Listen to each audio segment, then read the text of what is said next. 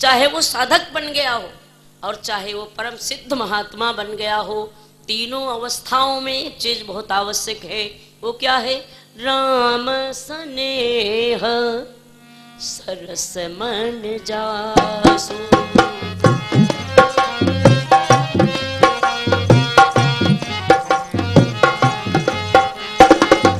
राम स्नेह सरस मन जासु। राम स्नेह सरस मन जासु। साधु सभा बड़ आदर दासु। साधु सभा बड़ आदर दासु। प्रत्येक अवस्था में आवश्यक है। आज विषयी जीव के प्रत्येक का स्वरूप श्री सुग्रीव जी महाराज का नाम आ रहा है, स्वयं जो अपने मुख से कह रखा है, जिन्होंने विषय वस्य सुर नर मुनि स्वामी, मैं पामर पशु कपि अति कामी। अपनी त्रुटि को स्वीकार करना छोटा बनना नहीं होता है, ये बहुत बड़ी बात है। आज कोई छोटा बनना नहीं चाहता, इसमें छोटे नहीं बनोगे, इसी में महानता हो जाएगी। अपनी त्रुटि को स्वीकारो। भगवान के सामने जब पूजा करने बैठो, प्रार्थना करो, तो अपनी त्रुटियों के अपराधों की क्षमा मांगो। मेरे अपराधों को क्षमा किया जाए। अरे आप भगवान से प्रार्थना करो, जब मांगो तो ये मांगना चाहिए आपको, हे प्रभु, परम प्रभु परमात्मा, मेरी साधना के फल में मेरे जन्म जन्मांतरों की अंधेरी छटा को छिन्न भिन्न कर दीजिए, मेरे अंतःकरण को प्रकाशित कर दीजिए, ज्ञान और भक्ति का प्रकाश भर दीजिए, जीवन की कोई दिशा मलिन न रह जाए, ऐसी कर्म प्रेरणा दो हे प्रभु, मुझे ऐसा कर्मपथी बनाओ, सत प्रेरणा प्रदान करो, जिससे मुझसे कोई अशुभ कर्म ना होने पाए। ये कहाँ मांगते हैं आप लोग? मेरा मोह शोक दुख दूर करो और मेरा अज्ञान नष्ट करो। अज्ञानी तो आप अपने को स्वीकार नहीं करना चाहते। हर कोई अपने को ज्ञानी मानता है, अपने को बुद्धिमान ज्यादा मानता है। ये समाज की रीति है। बुद्धि में अपने से ज्यादा किसी को नहीं देखना चाहता। कोई जानता हम ही बहुत बड़े बुद्धिमान हैं, और संपत्ति में दूसरे को बड़ा मानता है। ये रीति है। आइए, तो जिस दिन आप दैन्य भाव से भगवान के सामने एक बार रो करके प्रार्थना करोगे, कहोगे प्रभु मुझे सतपथ पर ले चलो। पहले प्रार्थना विद्यालयों में कराई जाती थी, वह शक्ति हमें दो दया निधे, कर्तव्य मार्ग पर डट जाएं, पर सेवा पर उपकार में हम जग जीवन सफल बना जाएं। सब कुछ तो शिक्षा की प्रणाली बदल गई है, और हम ये कहते हैं ये जो प्रार्थना स्कूल की थी वह शक्ति हमें दो। संपूर्ण मानव जीवन जो है ऐसा चरितार्थ हो जाए, इसके आधार पर जीवन का लक्ष्य पूरा हो जाएगा। इसी प्रार्थना के फल में अगर इसका आचरण कर ले कोई, बच्चों में संस्कार भरने के लिए कितनी बढ़िया प्रार्थना थी, बड़े अच्छे शब्द, बड़ी अच्छी लाइनें हैं इसकी। तो आज सुग्रीव जी महाराज ने अपनी त्रुटि को स्वीकार किया। परिणाम ये हुआ कि संत का सानिध्य मिल गया। जब तक संत का सानिध्य न मिले, संत गुरुजनों का सानिध्य मिलने के बाद ही भगवंत का मिलन हो सकता है, भगवान की कृपा मिल सकती है। तो जब उनको समझ नहीं पाए, बार बार उहापोह में पड़े थे, मन उनमें जाता था, राम जी के सौंदर्य की ओर खिंचता है, फिर झटक जाता है, बाली की भारी पिटाई याद आ जाती है, कहीं बाली ने तो नहीं भेज दिया है किनारे पहुंच जाऊं इनके आकर्षण में, और इसके बाद वो खींचकर मुझे मेरा प्राणांत कर दे। नहीं, मुझे भेद ले लेना चाहिए, पहले समझ लेना चाहिए। संत प्रवर हनुमान जी महाराज को बुलाया, कहा हे हनुमान तुम तो ये मेरा कार्य करो। कहा ये क्यों, हम तो आपके सेवक हैं, जो भी कार्य है सेवा का सब करने को तैयार हूँ, क्या आदेश है, मुझे कैसे क्या करना है। कहा पहले तो तुम विप्र का रूप बना करके वहां जाओ, उसी अंचल में जहाँ ये लोग विचर रहे हैं, और बड़ी बुद्धिमत्ता से मुझे तुम्हें कुछ बताना नहीं है, इनका ये भेद बता देना कि वास्तव में है कौन, कहीं ऐसा तो नहीं है इनको बाली ने भेजा हो, बस यही हमें संदेश दे देना, और अगर ऐसा नहीं है तो इनको मुझे मिला दीजिए। बस ये कार्य लेकर जाओ तुम, विप्र का वेश धारण करो। आदेश हुआ सुग्रीव जी महाराज का। देखें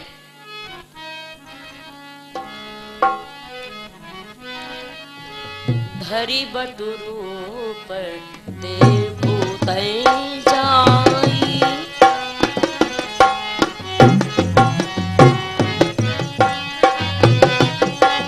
धरी बटु रूप देखो तै जाई,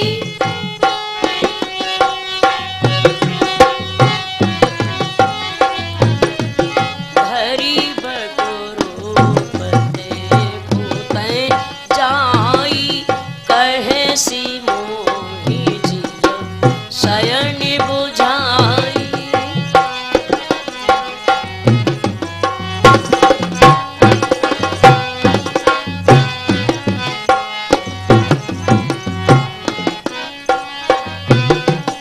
पठवा बाली होई मन मैना, भागो तुरत तजो यहाँ सेना।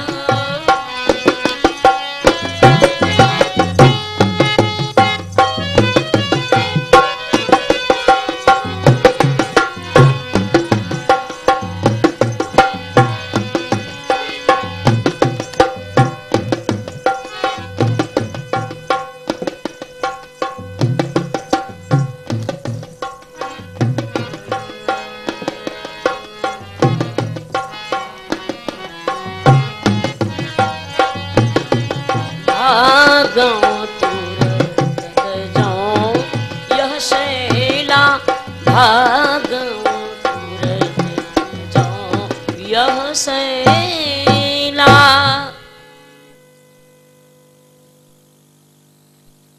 पठे बाली होई मन मैला, भागो तुरत तजो यह शैला। अगर कहीं बाली ने भेजा हो, दूर से इशारे से बता देना, मैं ये पर्वत भी छोड़ के भाग जाऊंगा, कहीं अन्यथा प्रेम प्राणों की रक्षा करूंगा। ये सिखा के भेजा बड़ी बुद्धिमत्ता से, इनका भेद लाकर मुझे बताओ। बोले जो आज्ञा। सुग्रीव जी महाराज को प्रणाम करके हनुमान जी महाराज चले।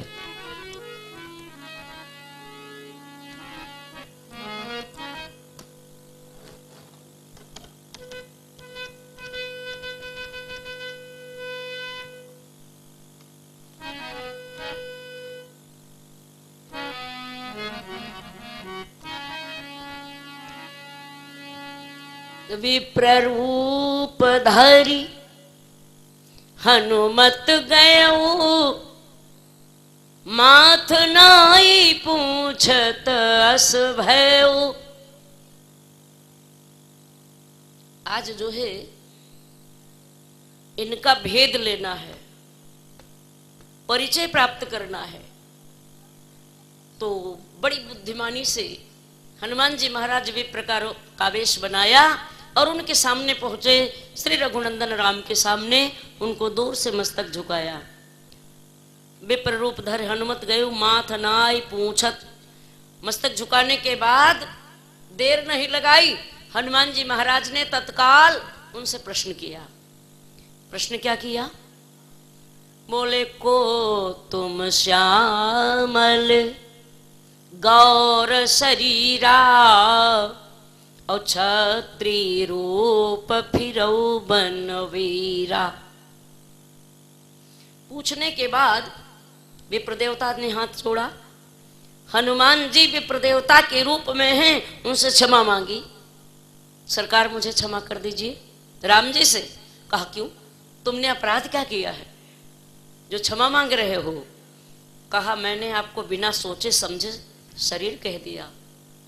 भगवान मुस्कुराए, ये विप्र तो बड़ी ऊंचाई पर जा रहा है, इसका ज्ञान बड़ा ऊंचा है, जरा देखें ये विप्र कहना क्या चाहता है। कहा अच्छा तो हम तुम्हें शरीर नहीं दिखाई पड़ते? कहना आप शरीर नहीं हो सकते। कहा अच्छा तो तुम मेरी जानकारी करने के लिए आए हो ना, मैं अपना परिचय दे दूं, यही ना चाहिए तुम्हें? विप्र देवता ने कहा ना, परिचय आप नहीं देंगे, आपका परिचय मैं ही बताऊंगा।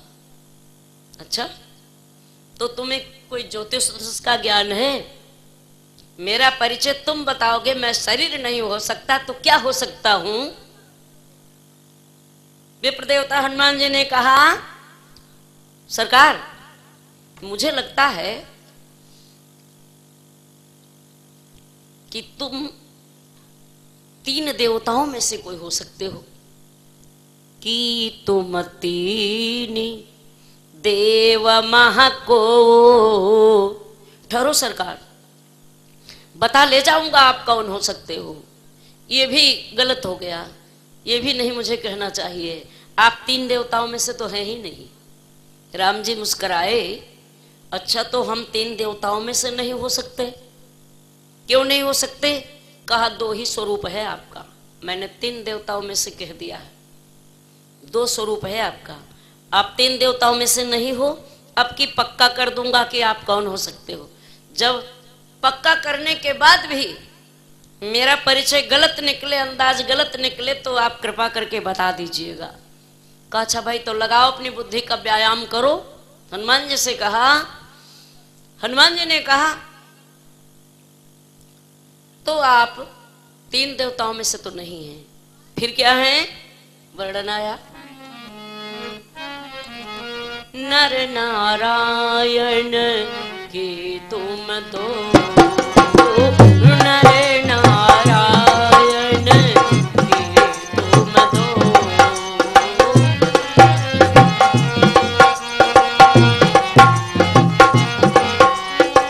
कि तुम 3 देव महा को।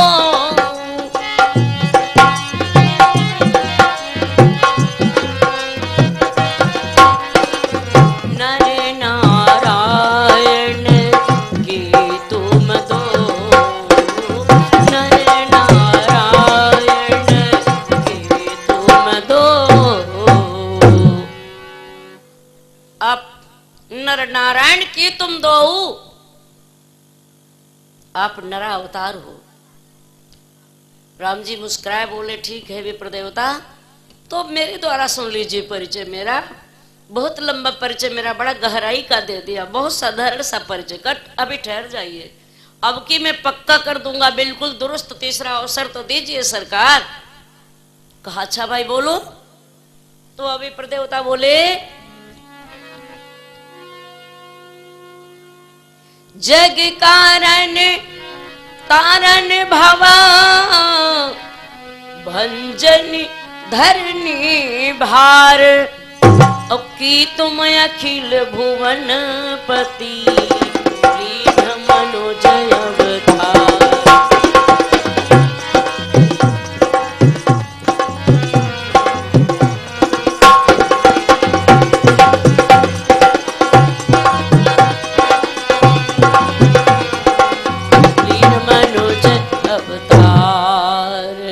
जग कारण तारण भव।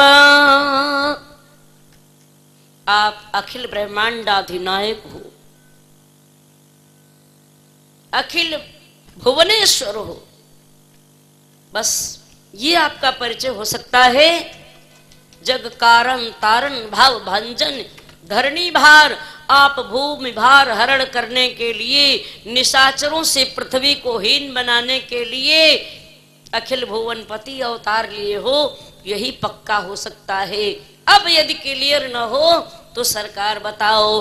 बोले विप्र देवता, इतना लंबा चौड़ा मेरा परिचय नहीं है, बड़ी ही सरल वाणी में सहज भाव से राम जी बोले विप्र देवता को अपना परिचय बताते हुए। अब राम जी की भगवत्ता देखिए। जिस अक्षर से प्रश्न का शुभारंभ हुआ था, हनुमान जी का जो प्रश्न का पहला अक्षर था, उसी अक्षर से उत्तर प्रारंभ हुआ राम जी का। आप जरा गौर करेंगे कैसे? पहला अक्षर था को अक्षर पहला था। को तुम श्यामल गौर, अभी सुन चुके हैं आप लोग। तो सरकार का उत्तर होता है, अब मेरा परिचय सुनो विप्र देवता। कौशलेश दशरथ के जाए, कौशलेश दशरथ के जाए।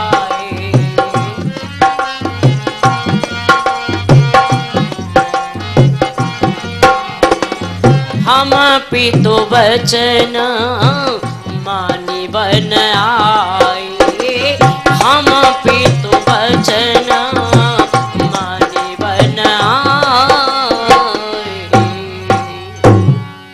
कौशलेश दशरथ के जाए, कौशलेश महाराज दशरथ, कौशलेश माने महाराज दशरथ, उनके जाए जन्मे हुए।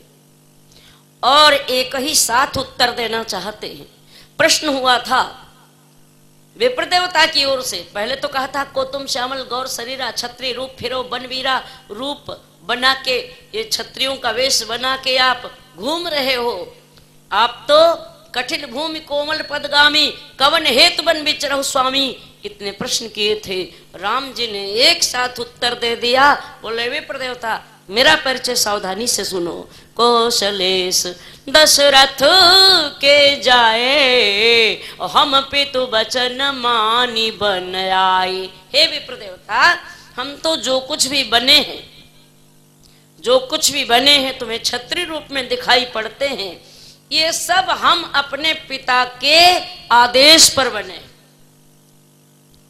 जो मनुष्य रूप धारण किया है अपने पिता के आदेश से। जब मेरे पिताश्री मनु रूप में मुझे मांगा था, इस रूप में पाने के लिए, तो मैंने वचन दे दिया था मैं आऊंगा, तो मैं इस रूप में बना, फिर छत्री बना। और चाहे हम बनकर विचर रहे हों विप्र देवता, और चाहे हम वन में विचर रहे हों, चाहे हम बनकर विचर रहे हैं और चाहे वन में विचर रहे हैं, जो भी है वो सब हम अपने पिता के, माता पिता के आदेश से बने हैं और वन में आए हैं।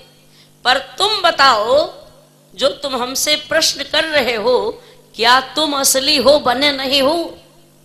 अरे अब तो पसीना निकल गया हनुमान जी के शरीर से।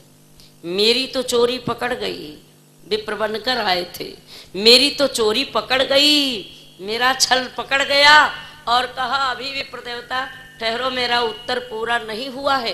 तुमने पूछा था कौन है तू, कौन है तू लेकर आए हो वन में, बनकर वन में, छत्री बनकर वन में। तो अब मेरा हेतु सुनो, मैं कौन हेतु लेकर आया, मेरा हेतु का उत्तर ये है।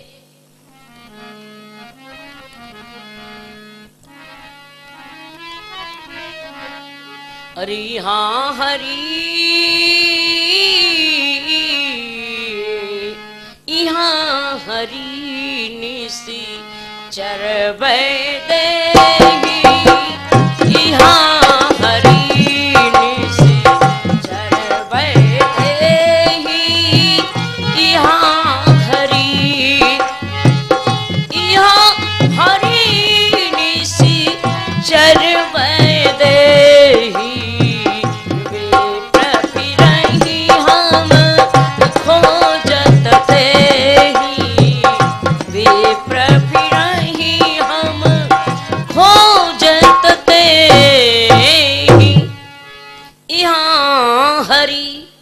मैं 3 हेतु लेकर यहाँ आया था बनखंडों में, एक हेतु मेरा पूरा हुआ।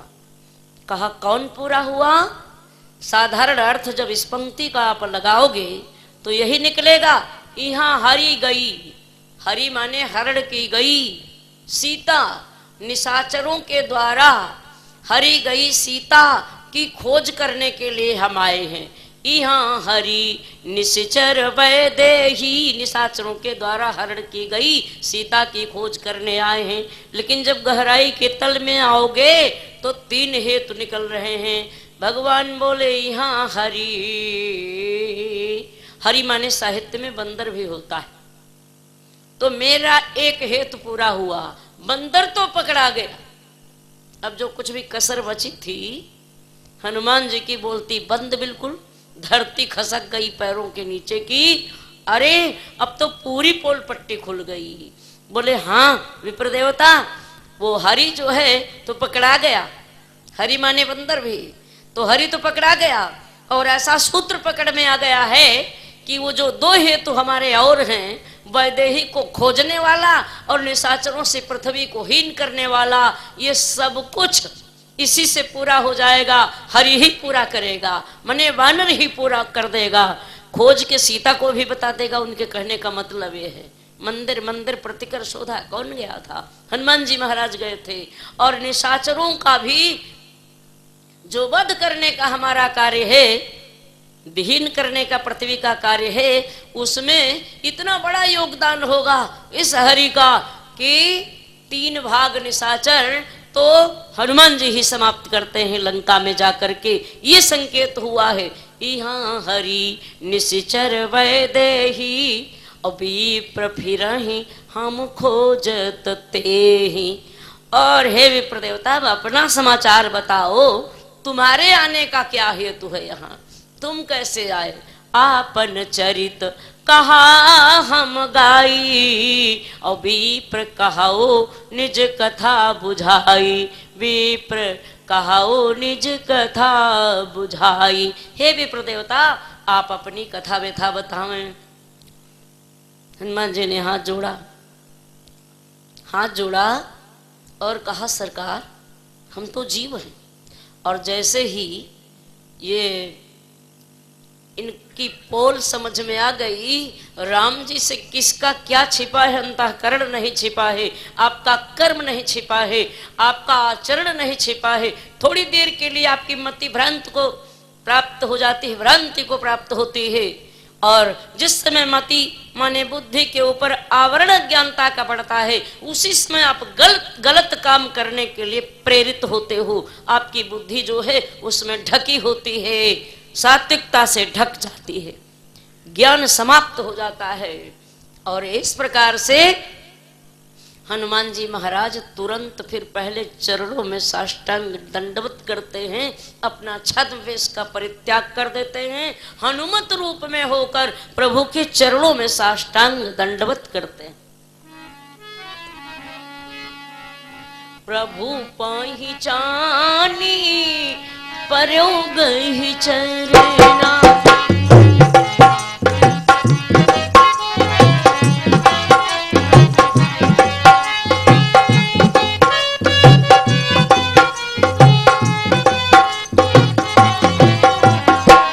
प्रभु पहिचानी पर्यो गई चरना, सो सुख उमा जाई नहीं वरना।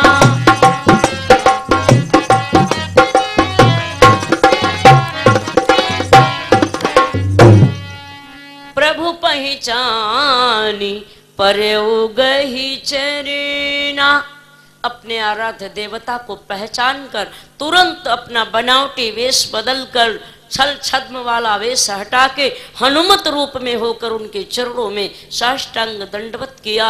चरणों को ऐसे पकड़ा, दाहिना हाथ दाहिने चरण पे, बाया बाएं पर दंडवत करने का यही है, ये सटीक दंडवत है। ऐसे किया, भगवान का वात्सल्य भाव जगा, भक्तवत्सलता जग पड़ी, और उसी समय उनको उठाया। तब रघुपति उठाई उरलावा, और निज लोचन जलो सींच जुड़ावा। अपने नेत्रों के अश्रु के प्रपात से इस प्रकार से सिंचन कर दिया हनुमान जी महाराज को अपने नेत्रों के अश्रु प्रवाह से। थोड़ा सा यहाँ पर अर्थ का गांभीर्य है कि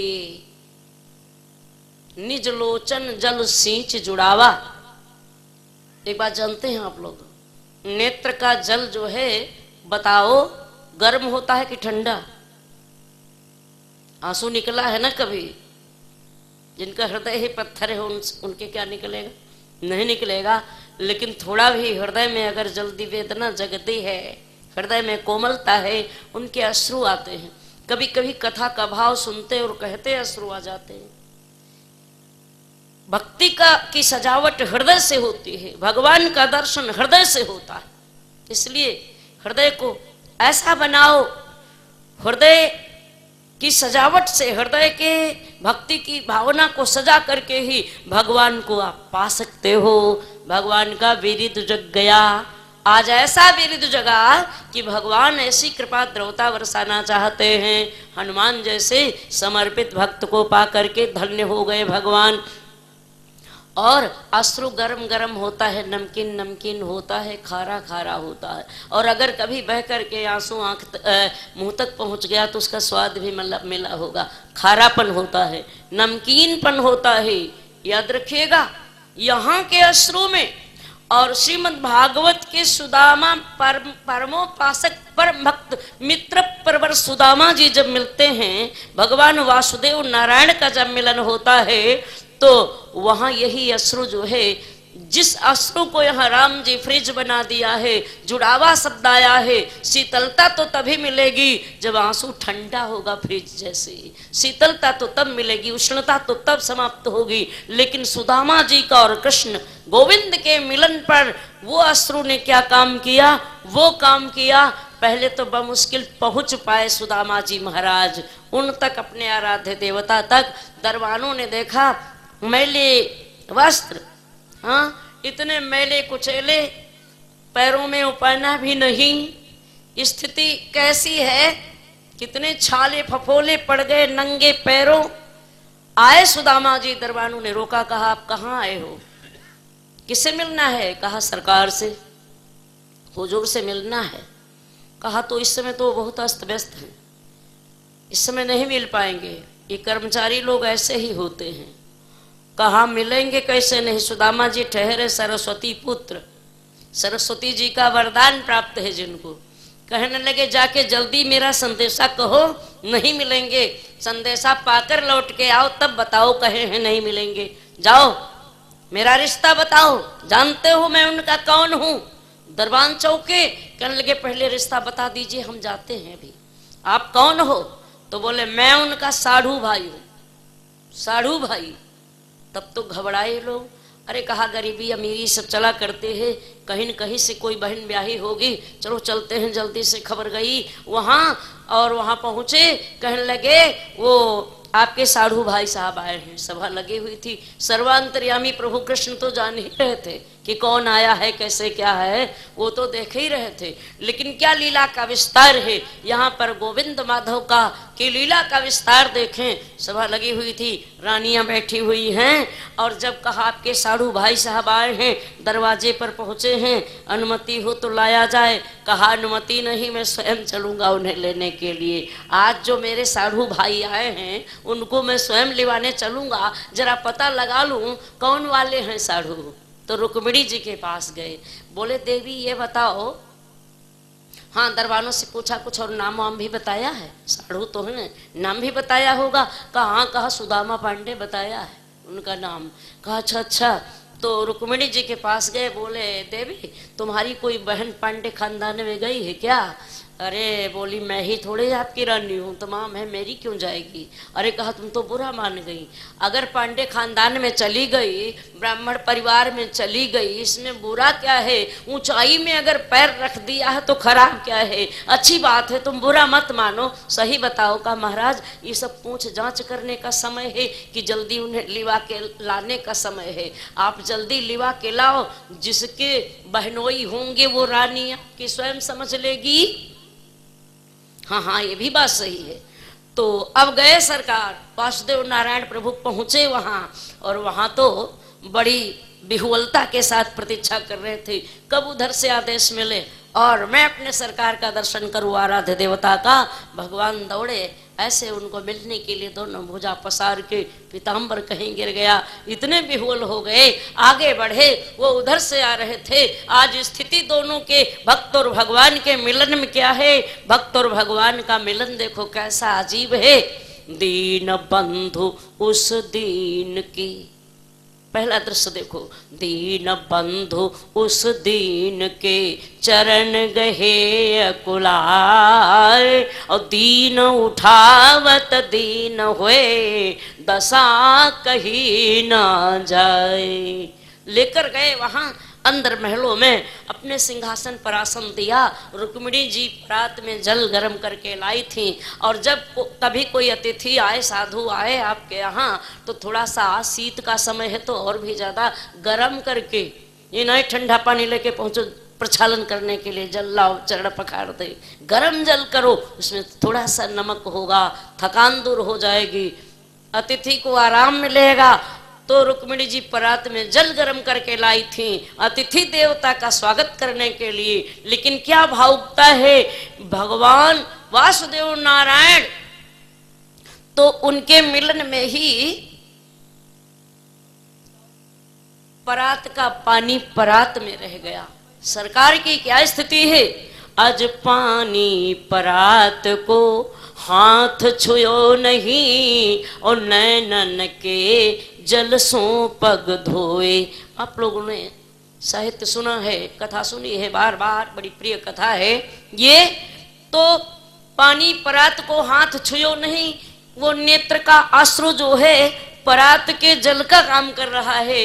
नेत्र का आंसू गरम भी है, नमकीनपन भी है, गरम गरम भी है। प्रपात इतना है कि विप्र प्रवर के सुदामा जी के चरण प्रक्षालित हो गए, सभा लग गई, उनका अतिथि सेवा होने लगी। अतिथि सत्कार होने के साथ साथ सारे लोग सशंकित हैं, देवियां भी सशंकित हैं। कुछ समझ में नहीं आया कौन वाली बहन इनको ब्याही है। हमारे वासुदेव नारायण ने सोचा सबकी शंका दूर हो जाए, और मैं भी तो जान लूं। अभी तक जानता था, जब गुरु आश्रम पर पढ़ने गए तो इनकी हमारी मित्रता हुई थी, बस इतने जानते ये मेरे मित्र भाई हैं। और साधु भाई कब से बन गए ये जरा जान लेना चाहिए। तो कहा भैया सुदामा जी की ओर से बुरा न मानना, एक रिश्ता नया जो खुला है इसको समझा दीजिए जरा, मेरी समझ में नहीं आ रहा है कि हमारी रानियों में से किसकी बहन आपको ब्याह दी गई है, जो आप मेरे साधु भाई के रिश्ते का दावा कर रहे हैं। और रिश्तेदारी नहीं चलती है ज़्यादा भैया, लेकिन क्षमा कीजिएगा ये रिश्ता ज़्यादा चलता है, साधु भाईचारा ज़्यादा निभता है। जब कोई फंक्शन होता तो साधु भाई पहले याद किए जाते। गलत तो नहीं कह रहे हैं। तो आप साधु कहाँ से लगे हैं बता दीजिए। कहा वाह सरकार वाह, आपसे क्या छिपा है, मुझे बताना पड़ेगा। अरे कहा हमारे और भी लोग जान जाएं ये कैसे साधु भाई हैं। आप देखो तो रिश्ता बताया। हे सरकार, संपत्ति विपदा दुई बहिन, काह कहो नरनाथ, और संपत्ति ब्याही आपको, विपत्ति हमारे साथ।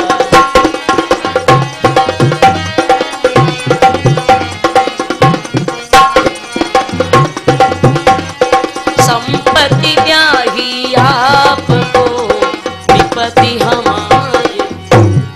संपत्ति विपदा दुई बहन, दलिद्रा मेरे गले मढ़ दी गई, संपत्ति माने लक्ष्मी आपको ब्याह दी गई। बस यही हमारा आपका सगा साधु भाईचारा है। बोलो वासुदेव नारायण कृष्ण की, श्री वृंदावन बिहारी लाल की, भक्तों भगवान की। यहाँ राम जी ने उसी अश्रु को ठंडा कर दिया। आगे की चर्चा कल रात्रि की सभा में ही होगी। अब नारायण का मिलन जीव से कैसे कराएंगे हनुमान जी महाराज, कितनी बुद्धिमत्ता पर, आप कल सुनेंगे इस कथा को रात्रि की सभा में। और दिन की सभा एक बची है, वो विवाह की कथा चल रही है। कल धनुष भंग होगा और वरमाला पड़ेगी भगवान के गले में। उस भजन के लिए आग्रह है, आप भजन सुने, उसके बाद हम छोड़ते हैं। 5 मिनट जरूर चले जाएंगे भजन में। आइए भजन सुने, वही प्रिय भजन आपका।